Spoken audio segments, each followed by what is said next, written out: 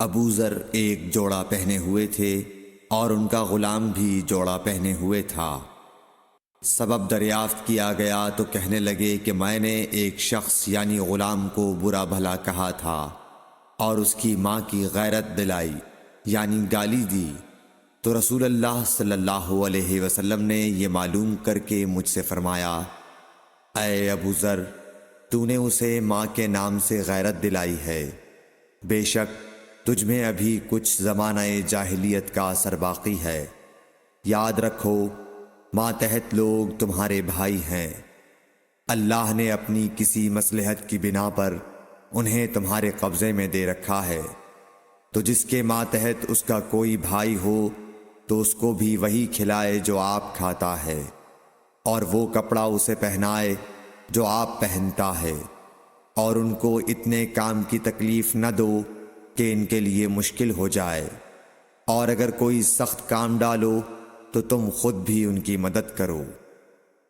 صحیح بخاری حدیث نمبر 31۔ جب سورہ انعام کی یہ آیت اتری، جو لوگ ایمان لائے اور انہوں نے اپنے ایمان میں گناہوں کی آمیزش نہیں کی، تو آپ صلی اللہ علیہ وسلم کے اصحاب نے کہا، یا رسول اللہ، یہ تو بہت ہی مشکل ہے، ہم میں کون ایسا ہے جس نے گناہ نہیں کیا؟ تب اللہ پاک نے سورہ لقمان کی یہ آیت اتاری کہ بے شک شرک بڑا ظلم ہے۔ صحیح بخاری حدیث نمبر 32۔ رسول اللہ صلی اللہ علیہ وآلہ وسلم نے فرمایا، منافق کی علامتیں 3 ہیں، جب بات کرے جھوٹ بولے، جب وعدہ کرے اس کے خلاف کرے، اور جب اس کو امین بنایا جائے تو خیانت کرے۔ صحیح بخاری حدیث نمبر 33۔ رسول اللہ صلی اللہ علیہ وسلم نے فرمایا کہ 4 عادتیں جس کسی میں ہوں تو وہ خالص منافق ہے، اور جس کسی میں ان 4 میں سے ایک عادت ہو تو وہ بھی نفاق ہی ہے جب تک اسے نہ چھوڑ دے۔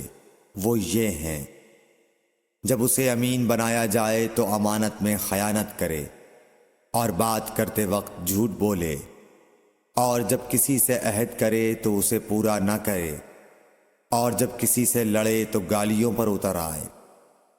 صحیح بخاری حدیث نمبر 34۔ رسول اللہ صلی اللہ علیہ وسلم نے فرمایا، جو شخص شب قدر ایمان کے ساتھ محض ثواب آخرت کے لیے ذکر و عبادت میں گزارے، اس کے گزشتہ گناہ بخش دیے جاتے ہیں۔ صحیح بخاری حدیث نمبر 35۔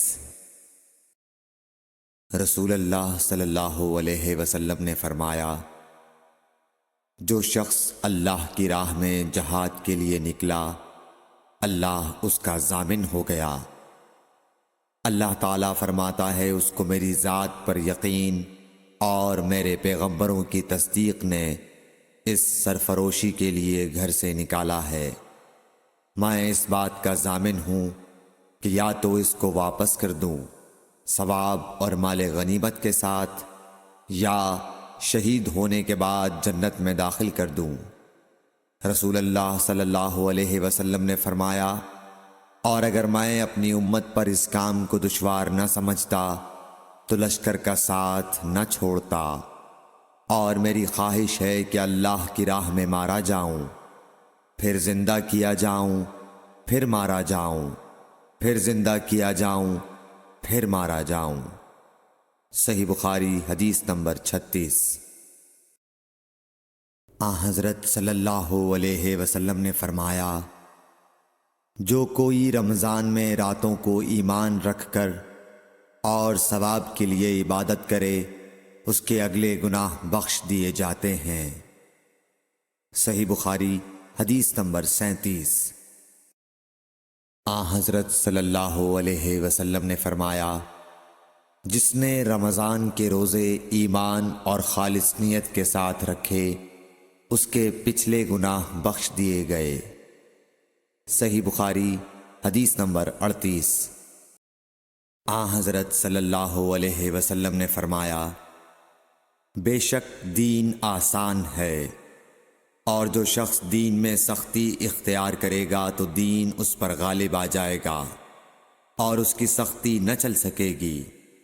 بس اس لیے اپنے عمل میں پختگی اختیار کرو اور جہاں تک ممکن ہو میانہ روی برتو، اور خوش ہو جاؤ کہ اس طرز عمل سے تم کو دارین کے فوائد حاصل ہوں گے، اور صبح اور دوپہر اور شام اور کسی قدر رات میں عبادت سے مدد حاصل کرو۔ نماز 5 وقتہ بھی مراد ہو سکتی ہے کہ پابندی سے ادا کرو۔ صحیح بخاری حدیث نمبر 39۔ رسول اللہ صلی اللہ علیہ وسلم جب مدینہ تشریف لائے تو پہلے اپنی نانہال اترے جو انصار تھے، اور وہاں آپ نے 16 یا 17 ماہ بیت المقدس کی طرف منہ کر کے نماز پڑھی، اور آپ کی خواہش تھی کہ آپ کا قبلہ بیت اللہ کی طرف ہو۔ جب بیت اللہ کی طرف نماز پڑھنے کا حکم ہو گیا تو سب سے پہلی نماز جو آپ نے بیت اللہ کی طرف پڑھی عصر کی نماز تھی۔ وہاں آپ صلی اللہ علیہ وسلم کے ساتھ لوگوں نے بھی نماز پڑھی۔ پھر آپ کے ساتھ نماز پڑھنے والوں سے ایک آدمی نکلا اور اس کا مسجد بنی حارثہ کی طرف گزر ہوا تو وہ لوگ رکوع میں تھے۔ وہ بولا کہ میں اللہ کی گواہی دیتا ہوں کہ میں نے رسول اللہ صلی اللہ علیہ وسلم کے ساتھ مکے کی طرف منہ کر کے نماز پڑھی ہے۔ یہ سن کر وہ لوگ اسی حال میں بیت اللہ کی طرف گھوم گئے، اور جب رسول اللہ صلی اللہ علیہ وسلم بیت المقدس کی طرف منہ کر کے نماز پڑھا کرتے تھے، یہودی اور عیسائی خوش ہوتے تھے، مگر جب آپ نے بیت اللہ کی طرف منہ پھیر لیا تو انہیں یہ امر ناگوار ہوا۔ زہیر ایک راوی کہتے ہیں کہ ہم سے ابو اسحاق نے برا سے یہ حدیث بھی نقل کی ہے کہ قبلہ کی تبدیلی سے پہلے کچھ مسلمان انتقال کر چکے تھے، تو ہمیں یہ معلوم نہ ہو سکا کہ ان کی نمازوں کے بارے میں کیا کہیں۔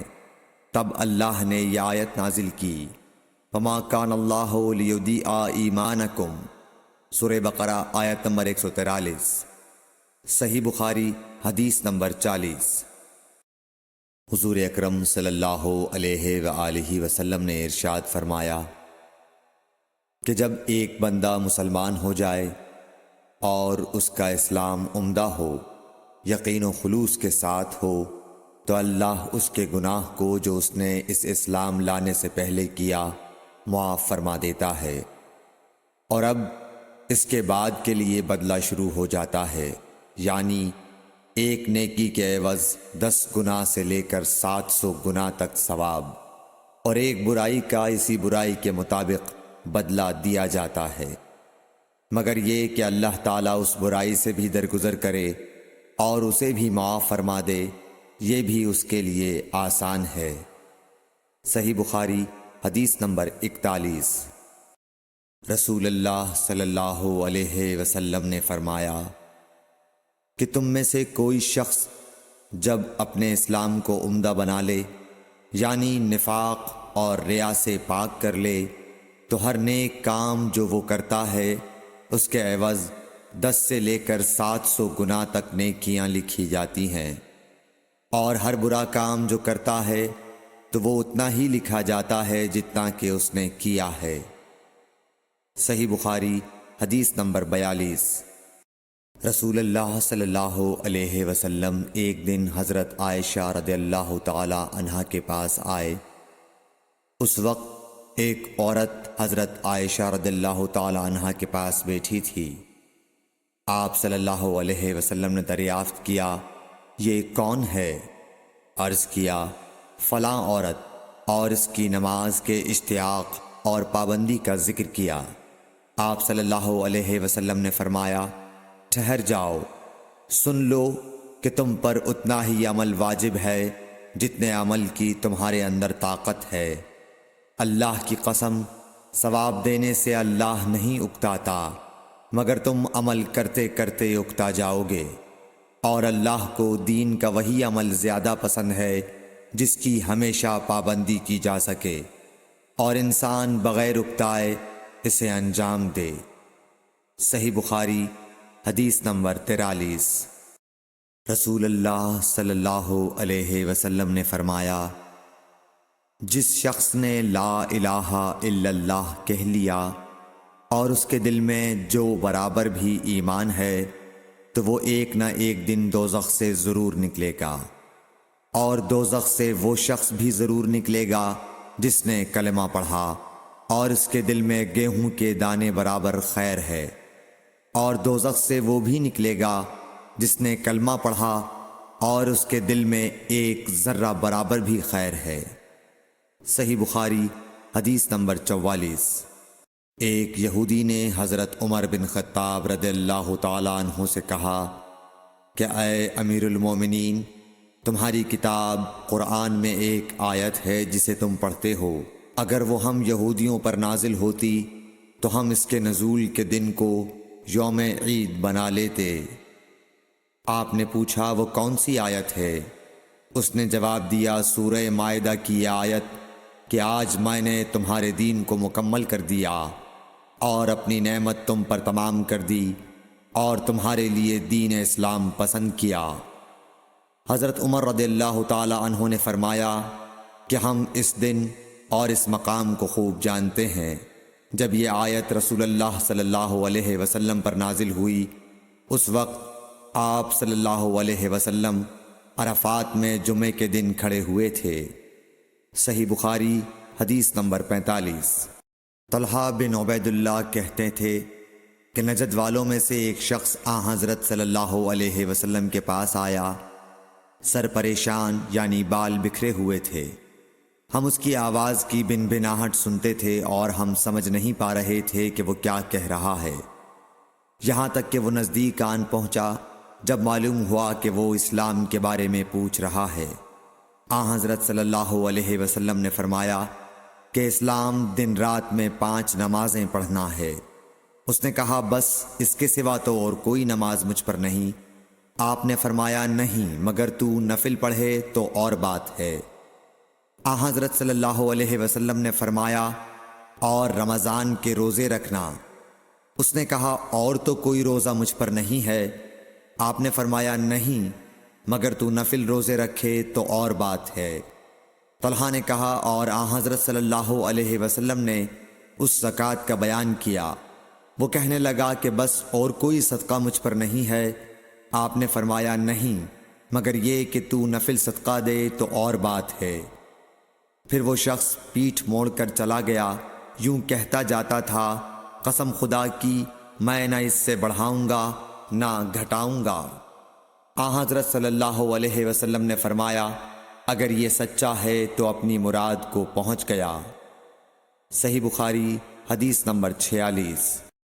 حضرت صلی اللہ علیہ وسلم نے فرمایا، جو کوئی ایمان رکھ کر اور ثواب کی نیت سے کسی مسلمان کے جنازے کے ساتھ جائے اور نماز اور دفن سے فراغت ہونے تک اس کے ساتھ رہے تو وہ 2 قیرات ثواب لے کر لوٹے گا۔ ہر قیرات اتنا بڑا ہوگا جیسے احد کا پہاڑ۔ اور جو شخص جنازے پر نماز پڑھ کر دفن سے پہلے لوٹ جائے تو وہ 1 قیرات ثواب لے کر لوٹے گا۔ صحیح بخاری حدیث نمبر 47۔ حضرت صلی اللہ علیہ وسلم نے فرمایا کہ مسلمان کو گالی دینے سے آدمی فاسق ہو جاتا ہے اور مسلمان سے لڑنا کفر ہے۔ صحیح بخاری حدیث نمبر 48۔ حضرت صلی اللہ علیہ وسلم اپنے حجرے سے نکلے، لوگوں کو شب قدر بتانا چاہتے تھے، وہ کون سی رات ہے۔ اتنے میں 2 مسلمان آپس میں لڑ پڑے۔ آپ صلی اللہ علیہ وسلم نے فرمایا، میں تو اس لیے باہر نکلا تھا کہ تم کو شب قدر بتلاؤں، اور فلاں فلاں آدمی لڑ پڑے تو وہ میرے دل سے اٹھا لی گئی، اور شاید اسی میں کچھ تمہاری بہتری ہو، تو اب ایسا کرو کہ شب قدر کو رمضان کی 27ویں، 29ویں اور 25ویں رات میں ڈھونڈا کرو۔ صحیح بخاری حدیث نمبر 49۔ ایک دن حضرت صلی اللہ علیہ وسلم لوگوں میں تشریف فرما تھے کہ آپ کے پاس ایک شخص آیا اور پوچھنے لگا کہ ایمان کسے کہتے ہیں؟ آپ صلی اللہ علیہ وسلم نے فرمایا کہ ایمان یہ ہے کہ تم اللہ پاک کے وجود اور اس کی وحدانیت پر ایمان لاؤ، اور اس کے فرشتوں کے وجود پر، اور اس اللہ کی ملاقات کے برحق ہونے پر، اور اس کے رسولوں کے برحق ہونے پر، اور مرنے کے بعد دوبارہ اٹھنے پر ایمان لاؤ۔ پھر اس نے پوچھا کہ اسلام کیا ہے؟ آپ صلی اللہ علیہ وسلم نے پھر جواب دیا کہ اسلام یہ ہے کہ تم خالص اللہ کی عبادت کرو اور اس کے ساتھ کسی کو شریک نہ بناؤ، اور نماز قائم کرو، اور زکوٰۃ فرض ادا کرو، اور رمضان کے روزے رکھو۔ پھر اس نے احسان کے متعلق پوچھا۔ آپ صلی اللہ علیہ وسلم نے فرمایا، احسان یہ ہے کہ تم اللہ کی عبادت اس طرح کرو گویا تم اسے دیکھ رہے ہو۔ اگر یہ درجہ نہ حاصل ہو تو پھر یہ تو سمجھو کہ وہ تم کو دیکھ رہا ہے۔ پھر اس نے پوچھا کہ قیامت کب آئے گی؟ آپ صلی اللہ علیہ وسلم نے فرمایا کہ اس کے بارے میں جواب دینے والا پوچھنے والے سے کچھ زیادہ نہیں جانتا، البتہ میں تمہیں اس کی نشانیاں بتلا سکتا ہوں۔ وہ یہ ہیں کہ جب لونڈی اپنے آقا کو جنے گی، اور جب سیاہ اونٹوں کے چرانے والے دیہاتی لوگ ترقی کرتے کرتے مکانات کی تعمیر میں ایک دوسرے سے بازی لے جانے کی کوشش کریں گے، یاد رکھو قیامت کا علم ان 5 چیزوں میں ہے جن کو اللہ کے سوا کوئی نہیں جانتا۔ پھر آپ صلی اللہ علیہ وسلم نے یہ آیت پڑھی کہ اللہ ہی کو قیامت کا علم ہے کہ وہ کب ہوگی۔ پھر وہ پوچھنے والا پیٹھ پھیر کر جانے لگا۔ آپ نے فرمایا کہ اسے واپس بلا کر لاؤ۔ لوگ دوڑ پڑے مگر وہ کہیں نظر نہیں آیا۔ آپ صلی اللہ علیہ وسلم نے فرمایا کہ یہ جبرائیل علیہ السلام تھے جو لوگوں کو ان کا دین سکھانے آئے تھے۔ صحیح بخاری حدیث نمبر 50۔ ہرقل شاہ روم نے ابو سفیان سے کہا، میں نے تم سے پوچھا تھا کہ اس رسول کے ماننے والے بڑھ رہے ہیں یا گھٹ رہے ہیں؟ تو نے جواب میں بتلایا کہ وہ بڑھ رہے ہیں۔ ٹھیک ہے، ایمان کا یہی حال رہتا ہے یہاں تک کہ وہ پورا ہو جائے۔ اور میں نے تجھ سے پوچھا تھا کہ کوئی اس کے دین میں آ کر پھر اس کو برا جان کر پھر جاتا ہے؟ تو نے کہا نہیں۔ اور ایمان کا یہی حال ہے، جب اس کی خوشی دل میں سما جاتی ہے تو پھر اس کو کوئی برا نہیں سمجھ سکتا۔ صحیح بخاری حدیث نمبر 51۔ حضور اکرم صلی اللہ علیہ وسلم فرماتے تھے، حلال کھلا ہوا ہے اور حرام بھی کھلا ہوا ہے، اور ان دونوں کے درمیان بعض چیزیں شبہ کی ہیں جن کو بہت لوگ نہیں جانتے کہ حلال ہیں یا حرام۔